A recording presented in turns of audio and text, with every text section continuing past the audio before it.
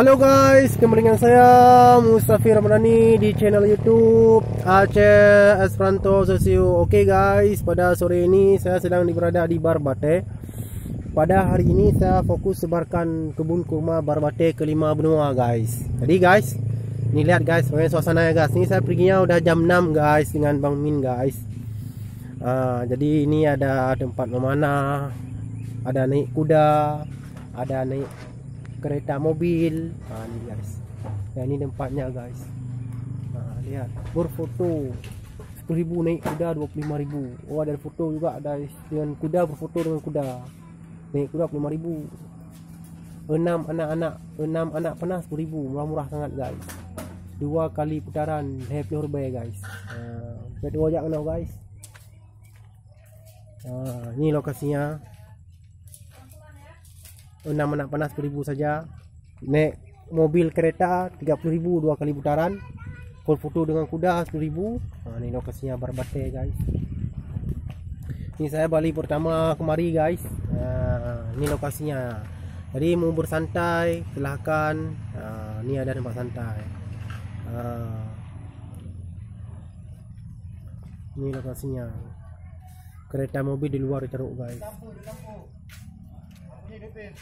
Selamat datang di area berkuda Barbate guys. Riding horse riding. Jadi guys, jangan lupa guys, datang saja kemari untuk bersantai. Saya sudah datang pada hari ini guys. Indahnya sunset guys.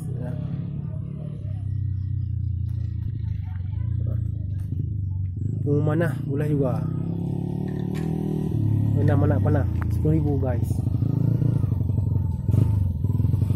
Kita akan naik ke atas guys. Ayo guys, mari guys. Berfoto-foto juga oke guys. Naik kuda juga oke. Belajar memanah juga oke guys.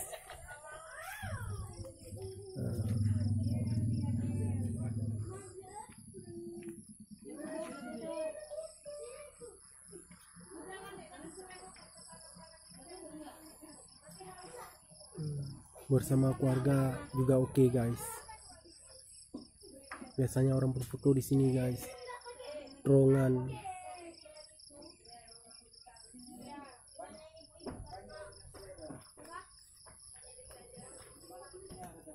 Ini lokasinya guys. Barbate.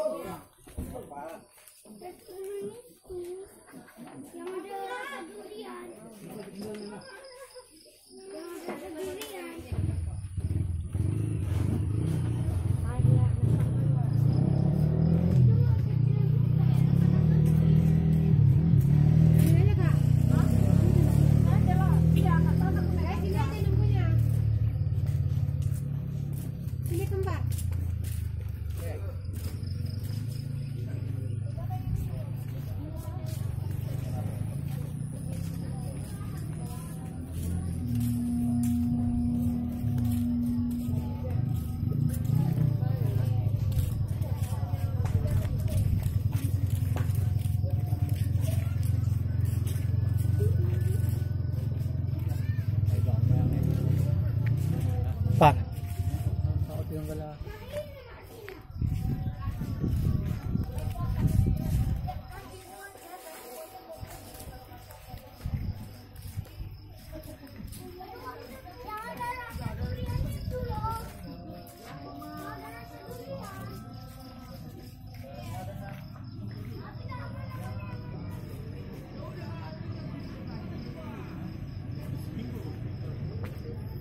Oke guys, jangan lupa like dan subscribe YouTube channel Aceh Esperanto Sosio. Oke guys,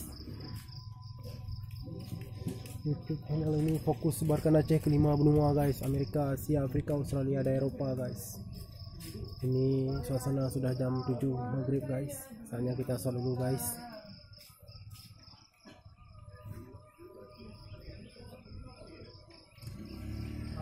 Indahnya garis sini guys. Ini karena udah malam saya pergi ya guys. Kebun kurma Barbate guys. Ya sekian dengan saya. Jangan lupa like dan subscribe channel Aceh Semua Sosial, oke?